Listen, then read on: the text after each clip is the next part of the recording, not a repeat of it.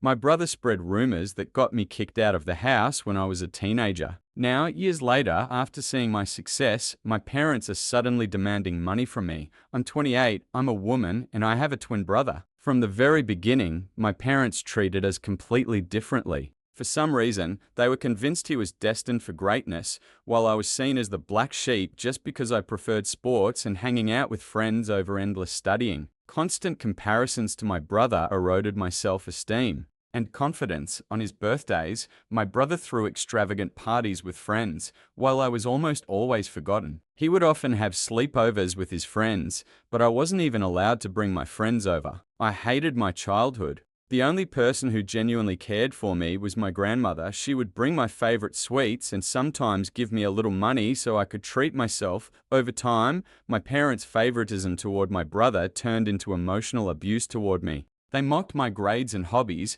and no matter how hard I tried, I could never live up to their idea of the perfect child. Even when I excelled in sports, they forbade me from joining any clubs, forcing me to focus solely on academics. Just like my brother, it was unbearable and I felt powerless as a child. Once, in the second year of high school, I got punished again, this time for installing a chat app on my phone. I hadn't done anything wrong, I was just using the app like any other teenager to stay in touch with friends. But to my parents, it was a serious breach of trust. They threw a fit, scattered my belongings, and even took the door off its hinges, declaring that I wouldn't have any privacy as long as I lived under their roof. Instead of supporting me, my brother only made things worse. Taking advantage of my parents' unfairness, he started lying about me, blaming me for things I had never done to justify his own actions. He humiliated me in front of my friends and spread rumors that I was supposedly abusive toward him at home because our parents loved him more.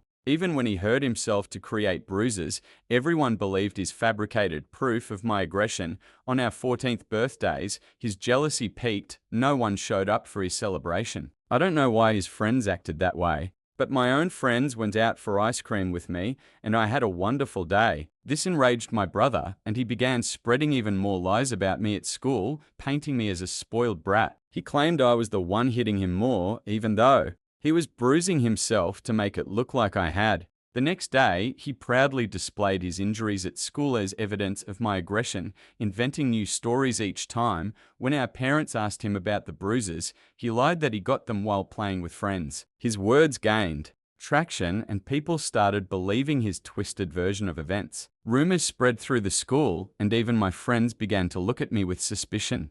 At first, the changes were subtle, but then those who used to talk to me began to distance themselves. Invitations to gatherings became scarce, as if someone had flipped a switch, and people started avoiding the spoiled girl accused of violence. One day, I finally mustered the courage to ask my former best friend why things had changed between us. She told me that my brother had been spreading all sorts of stories about me, describing the details of the lies he had fed everyone. I was stunned. It was a mix of shock and hurt, like the ground had been pulled out from under me. The brother I grew up with had betrayed me, spreading lies about things I hadn't even imagined. It was a deep betrayal that left a stone in my chest and a lump in my stomach. The next day, I approached him at school to talk, but he completely ignored me. I begged him to stop lying about me, but he just smirked and said I deserved to be alone. I was speechless because his lies and behavior were starting to frighten me. I wanted to talk to my parents, but feared they would believe him over me. The isolation was especially painful because I had always been open and social. It felt as if the jealousy-fueled lies were twisting reality itself, like I was living in a parallel world where my true self was completely overshadowed by my own brother. These rumors went beyond simple teenage gossip. Everyone's perception of me was shaped by these fabrications.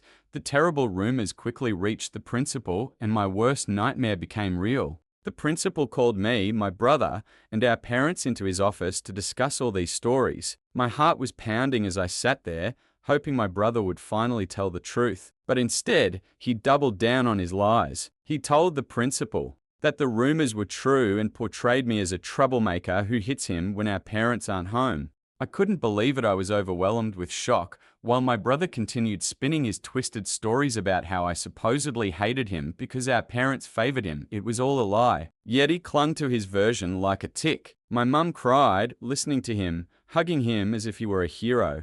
My dad tried to calm him down, calling him brave for telling the truth and promising to make sure nothing like this ever happened again. Of course, I tried to defend myself, begging the principal to believe that everything was made up. I felt like I was drowning in a sea of accusations, struggling desperately to reach the surface. But my brother kept insisting that I was mean, aggressive, and volatile every single day. The judgmental eyes around me made it feel like I was fighting against an impenetrable wall built from his fabricated stories. The principal sternly reprimanded me, saying the school would not tolerate such behavior and that it was grounds for suspension. I begged him not to suspend me, but he shook his head, saying he couldn't turn a blind eye. I stood there with tears in my eyes, trying to explain that I hadn't done anything wrong, but he firmly stated that I would be suspended for 10 days so that others would understand that this behavior was unacceptable. I burst into even louder sobs, literally begging him to reconsider. My parents, furious and embarrassed, dragged me out of the principal's office. I didn't want to leave. I wanted to prove I was right and make them understand. But they didn't care. We left the school, and I was crushed, overwhelmed with humiliation and despair. When we got home, something unexpected happened. My dad suddenly started packing my things. I was shocked, confused, and couldn't understand what was happening. My mum asked him what he was doing, but he shouted that he could no longer allow me to live under the same roof as my brother. I fell to my knees crying, begging my brother to tell the truth, but he remained cold and indifferent to my emotions. My father continued rummaging through my belongings and tossed my suitcase into the hallway. I clung to his legs, still begging him not to kick me out, but he said I didn't deserve to live in his house. He added that he would ask my grandmother if she wanted to take me in. It felt like the world had collapsed around me. I was standing in shock, surrounded by my scattered belongings, forcibly removed from my own home. Eventually, my grandmother arrived. She gathered all my things and helped me load them into her car. Sitting me in the front seat, she made sure I was buckled in, then stormed up to our house, knocked on the door, and when my dad opened it, she started yelling at him for how he treated me. With unwavering determination, she threatened that if he ever tried to come near me or contact me again, she would involve the police or child protective services, because what he did was essentially a criminal offense and he could go to jail. My mum tried to shift the blame onto me, but my grandmother wouldn't listen. She firmly defended me, emphasizing that I was just a child and didn't deserve such harsh treatment. That day, I realized for the first time how incredibly strong my grandmother was. She wasn't afraid of my parents, and unlike them, she believed me. In the end, we left, taking me away from the only home I had ever known. I can't put into words the unbearable pain I felt that day. I remember crying on my bed, refusing to eat despite my grandmother's coaxing. I told her everything my brother had done, and she was shocked too. She reassured me she believed my version of events, and I was grateful that at least one person was on my side. When the 10-day suspension ended, the thought of returning to school felt like stepping back into a predator's den. As I walked through the familiar hallways, the expressions on my classmates' faces said it all: judgment, whispers, and sideways glances. The false accusations still hung in the air. My brother blatantly ignored me, acting as if I didn't exist. He had made friends with those who believed his lies and saw him as the victim of my supposed attacks. No matter how hard I tried to speak my truth, no one wanted to hear it. I had become a permanent outcast, labeled unfairly, a stigma that followed me everywhere. Classrooms, hallways, the cafeteria. I became a loner, keeping my head down, attending all my classes, eating alone in the cafeteria, and heading home immediately. After school, I had no friends, and it felt like nobody wanted me around. Throughout it all, my parents never called to check on me. My grandmother constantly reminded me it wasn't my fault and that things would eventually get better. I graduated with good grades and eagerly looked forward to college, hoping to start a new life. Only when I left for college did I finally experience freedom. No one was monitoring my every move, no one compared my grades, no one competed with me. I met new people, made friends who shared my values, and despite the emotional and physical scars left by my family and peers, I focused on leaving all that behind and enjoying my college life. During this period, I discovered a talent for writing. I had always dreamed of becoming a writer, but I wasn't confident I could make a living from it, so I kept putting that dream aside. However, wanting to earn some money, I decided to try freelancing. I signed up on several freelance platforms, which helped me get my first clients. Gradually, I started building my portfolio. Throughout college, I balanced my studies with freelance work and never asked my parents for money. After graduation, instead of taking an office job or working for a corporation, I realized I could pursue writing full-time. Things went really well thanks to my clients and long-term professional relationships. They kept bringing me onto new projects. Through freelancing, I became financially independent and was able to travel the world as a digital nomad. Traveling helped me heal some of the emotional wounds from my past. It wasn't easy, but I saved as much as possible and decided to take a leap of faith, trusting myself. Over the years, I visited many incredible places, yet I still considered my grandmother my true family. I adored her. She was sad when I left, but she understood that I needed to become independent. Despite my busy schedule, I always tried to make time for her. I visited her on weekends. We often cooked together or just sat on the porch, talking about childhood memories or recent events. Sometimes I helped with chores or accompanied her on leisurely walks in the local park. Recently, I finished one of the most important projects of my career. I can't name the brand, but I was incredibly lucky to write articles and product descriptions for them. After finishing the project, I asked the team I worked with to leave positive reviews on my freelance profiles, and they happily did. I took screenshots of some reviews and shared them on Instagram, realizing that working with such a brand was a major milestone. As expected, many other copywriters congratulated me and even reshared my stories to help spread the news. Because of that, I started receiving messages from strangers needing help with their websites. Some of my relatives noticed too and reached out to congratulate me. Eventually, the director of my college contacted me. He had seen my progress and wanted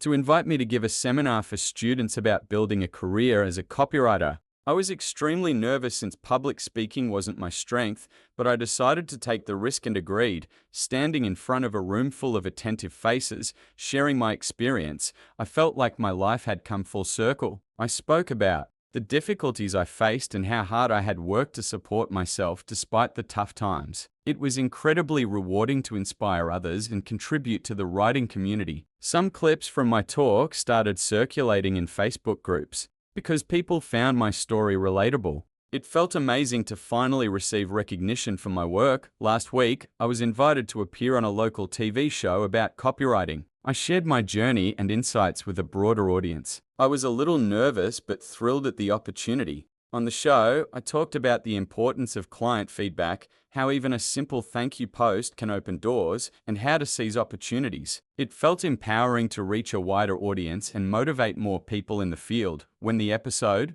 aired, I shared highlights on Instagram, proud of being invited to TV. That's when my relatives started noticing my career achievements. My parents had never mentioned anything about me to anyone, so they didn't know I worked with well-known brands or appeared on television.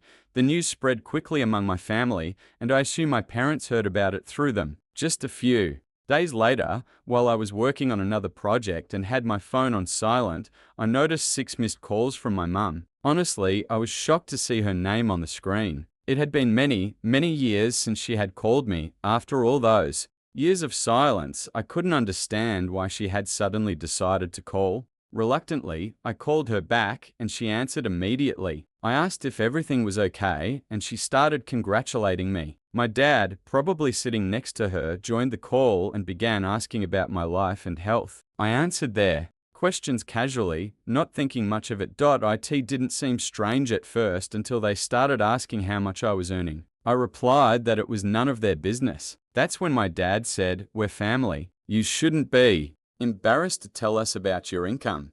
I told them that my finances were fine. Upon hearing this, my mum immediately started complaining about how hard life had been for them lately. I frowned, sensing something was off. Here's roughly how the conversation went. "Mum, we've been retired for a long time now," she began. "We want to renovate the house. Dad's health isn't the best and we have no savings left." "Okay, Mum," I replied, "your success gives us hope. After watching your TV interview today, we thought maybe you could help us cover the renovation costs." "Dad, after all, we're family. Don't waste time overthinking sharing your income with us. We really need your help." I was stunned. "Are you serious? You're asking me for money after not speaking to me for years?" I don't even know what made you suddenly reach out. Thank you for the congratulations, but I am not going to help you. Immediately, Mum accused me of being selfish and insisted it was the least I could do for them. I was so angry that I wanted to tell them exactly what I thought, but then an idea hit me. Instead of arguing, I could teach them a lesson once and for all. Since they had decided they could use me after mistreating me all these years, I told them I would help, but under one condition. Dad, curious, asked what the condition was. Without hesitation, I stated my demand. If they wanted my help, they would have to publicly admit, in front of relatives and friends, that my brother had fabricated all the lies that ruined my reputation. I wanted them to humiliate my brother the same way they had allowed him to humiliate me, blinded by his lies and manipulations. I wanted them to take responsibility for their actions and acknowledge the pain they had caused me. Hearing my impossible demand, Dad hesitated. Is such an admission really necessary? He asked. Mum chimed in, it's completely unnecessary. We can talk about this privately, without involving others, but I stood my ground. This condition was non-negotiable. It was mandatory for any help they wanted from me. Tension escalated. Dad raised his voice, reminding me he was my father and insisting it was my duty to help the family in need. Mum, in a desperate attempt to sway me, said I should do the right thing, reminding me of the years they spent raising me. I couldn't ignore the irony of their sudden appeal. I reminded them of the past, how they had thrown me out of the house, and that it was my grandmother who had raised me, not them. Their anger grew, but I firmly stated that if they wanted a relationship with me and financial assistance, the truth had to be publicly acknowledged, and my brother had to be held accountable for his actions. After that conversation, my parents repeatedly tried to reach me, but I ignored them. I started regretting even calling them back that one time. Now I wonder, would I be the villain if I refused to give them any help at all? So, what would you say to the author of this story? Write your thoughts in the comments. Placing their needs above my own well-being was not only insulting but also highlighted how little he valued me. Upset and determined to seek justice, I realized it was time to take matters into my own hands and reveal the truth that had been hidden for so long. I sat down and began writing a letter to my parents and close relatives, sharing the painful details of my childhood and the unfair treatment I endured within our family. In the letter, I described the strict and oppressive environment I grew up in and how I was constantly compared to my brother. I also detailed the malicious and completely false rumors my brother had spread about me at school, which had serious consequences and damaged my reputation. I wrote about how my parents had thrown me out of the house, and that if it weren't for my grandmother, I might not even be alive today. At the end, I asked everyone to read the message my brother had sent me, and I attached a screenshot in which he admitted to lying. It was a clear confession that I hoped would finally expose the long-standing lies. I sent the letter just an hour ago, and I'm confident that once my parents and brother read it, real chaos will begin. Next time, I'll share how my family reacted to the letter. Update 2. A month has passed since my last update, and a lot has happened in that time. As expected, after receiving my letter, chaos erupted in the family. My parents faced criticism from relatives who had previously been unaware of the extent of the unequal treatment and emotional abuse. Many relatives reached out to me saying they had no idea what had happened and apologized for not supporting me when I needed it. My brother and parents started bombarding me with messages that became increasingly insulting and threatening. As a result, I contacted a lawyer who sent a cease and desist notice. The notice stated that if they continued trying to contact me, they would face serious legal consequences. It seems this frightened them because they stopped attempting to reach me. My grandmother believes I did the right thing by telling the truth to everyone and supports me 100%. She is the only person who truly matters to me, and I am grateful she is on my side. Update 3. 2 months have passed, and I'm happy to report that everything is going well. Professionally, my copywriting career is thriving. I continue to receive invitations to give seminars and appear on podcasts, which strengthens my reputation in the field. My grandmother and I still share a very close relationship. I recently took a short vacation to spend more time with her. She's currently passionate about gardening and has shared so much knowledge about the flowers and herbs she grows.